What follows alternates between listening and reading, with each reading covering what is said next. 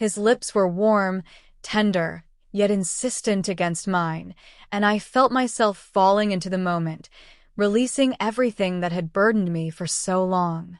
Before I dive deeper into my story, please subscribe to the channel and give the video a like. It truly helps me create more for you. Also, share your lovely thoughts in the comments below. I had forgotten what it meant to be touched, to be desired. The memory of warmth on my skin, the brush of lips along my neck, the slow stir of longing rising in my stomach. It had all slipped into the shadows of sorrow. But tonight, as the air carried the scent of jasmine and the moon spilled silver light across the quiet earth, something inside me stirred, a yearning deep and unspoken, winding through my veins like a fire that refused to go out. It had been a month since my husband died, and the house still carried his scent. His cologne lingered in the air, blending with the smell of freshly laundered sheets and the faint aroma of lavender candles I lit every evening to keep the silence from swallowing me whole. The solitude was overwhelming, a slow ache in my chest that wouldn't let go. I wasn't used to being alone. For 20 years, I had shared my mornings, my nights, every small routine with someone who was no longer there. Now, each room in the house felt colder, emptier. The world outside moved forward as if nothing had changed, while I stayed behind, trapped in a place where his voice still echoed in the walls. And then there was him, the young man next door, 20 years old, full of life, with eyes that held a kind of spark I had long forgotten. His name was Daniel, and he had been stopping by to help with small things since the funeral, taking out the trash, bringing groceries, fixing the dripping faucet in the kitchen. I knew he was only trying to be helpful, but there was something in his gaze.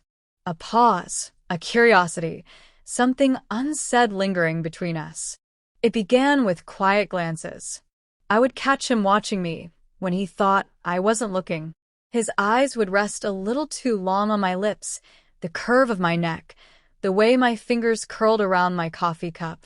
And maybe I shouldn't have, but I began to look back, studying the way his jaw tightened when he was nervous, the way his muscles shifted beneath his shirt when he lifted something heavy, the slight drop in his voice when he spoke to me.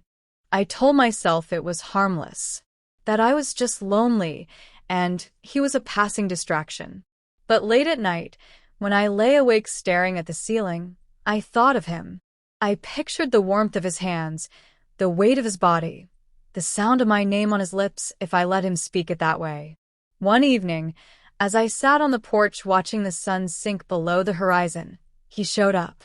His usual playful grin softened into something gentler as he leaned against the railing. "You shouldn't be out here alone," he said. I gave a faint smile. "I'm always alone now." Daniel hesitated before taking the seat beside me. He was close enough for me to feel his heat, the clean scent of soap, and something else, something tempting. "You don't have to be." His words settled between us, weighty with meaning. I turned toward him, meeting his gaze, and for the first time, I allowed myself to see it.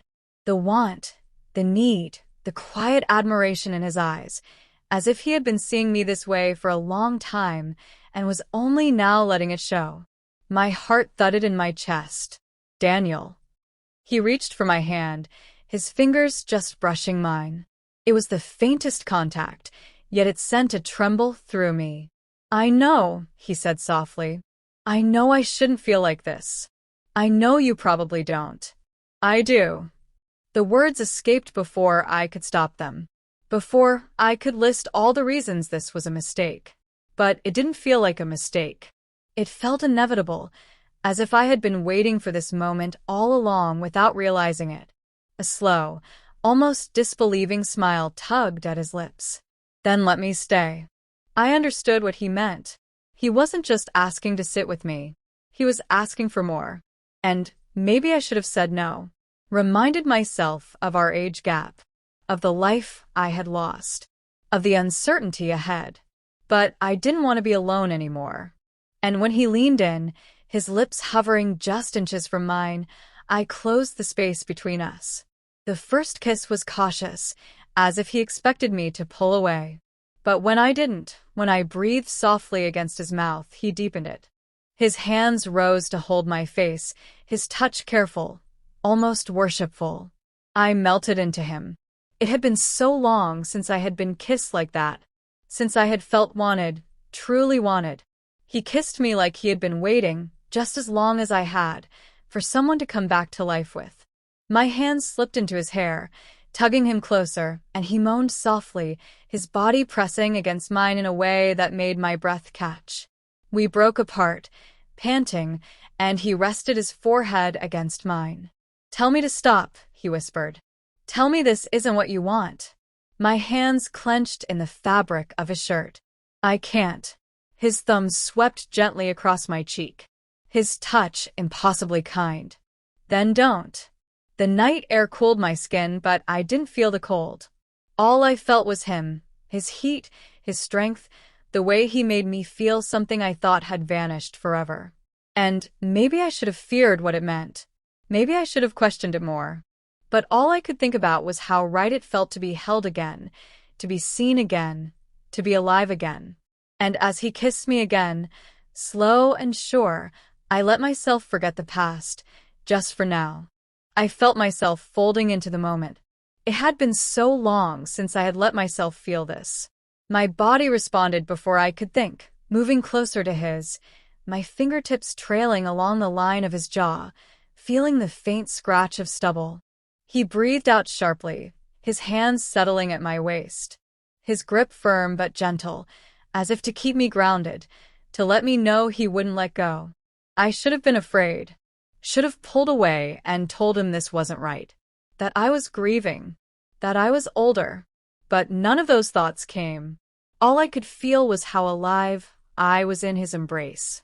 How deeply I had craved this without realizing. Daniel pulled back slightly to search my face. His eyes were dark, full of something tender and intense.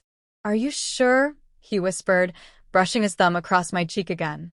I nodded, swallowing the lump in my throat. "I don't want to be alone anymore." Something in his gaze shifted, softened. "You're not alone," he said, just before pressing his lips to mine again, this time more certain, more deliberate. His hands slid up my back, pulling me into him. I could feel the rhythm of his heartbeat against my chest. The air between us grew heavier, humming with something neither of us could deny. His fingers ran slowly along my arm before lacing with mine, anchoring me to him. I hadn't realized how touch-starved I was. Not just for the feel of a body, but for connection. To be seen, to be wanted. To remember that I was still here, still whole. He pulled away just enough to rest his forehead against mine. "We don't have to rush," he said gently. I want to be near you, however you'll let me." His voice cracked something inside me. I shut my eyes, overwhelmed. "Stay," I whispered. "Just stay." He nodded, placing a kiss against my temple. "I'm not going anywhere." The night stretched on, wrapped in quiet words and unspoken promises. We sat together on the porch, my body leaning into his arm curled around me like a shield against the loneliness I had been drowning in. The calm of his presence, the steady rhythm of his breathing, the simple relief of being held, it was more than I ever expected to find again. Eventually, he led me inside, our fingers still linked. The house, dimly lit and thick with memories, felt different now. Not like a tomb for what was lost, but a space where something new could bloom. He paused at the edge of my bedroom, watching my face for hesitation. There was none. I reached for him, drawing him close. My hands wandered over the lines of his back, memorizing the way he felt beneath my touch. He exhaled, shaky, his fingertips moving along my shoulders as though I were something fragile. "I don't want to hurt you," he murmured, his lips inches from mine. "I know you're still." I silenced him with a kiss. Slow, deep. "You're not hurting me," I whispered. "You're helping me remember how to feel alive." His breath caught, and then he kissed me again. His hands buried in my hair. His touch waking something inside me I thought had died. Every kiss, Every caress felt like a vow, one neither of us dared to speak yet. Time blurred as we lost ourselves in each other. It wasn't only hunger. It was something more honest, something real. I never imagined I'd find comfort in someone so much younger, someone who had been nothing more than a neighbor. But Daniel wasn't just that. He was gentle, present, and fiercely intent in the way he touched me, looked at me, wanted me. Afterwards, we lay in the tangled sheets, my head on his chest, his fingers tracing slow patterns along my back. The silence between us wasn't awkward. It was filled with meaning, with something understood but not yet named. "I don't want this to be just tonight," he said quietly. I lifted my head, meeting his gaze. "It doesn't have to be." He searched my face, then kissed my forehead. "Then let's figure it out." I nodded, a quiet smile forming. For the first time in a long while, I wasn't afraid of what tomorrow might bring. Because in that moment, with Daniel beside me, I knew I wasn't alone anymore. And that was enough.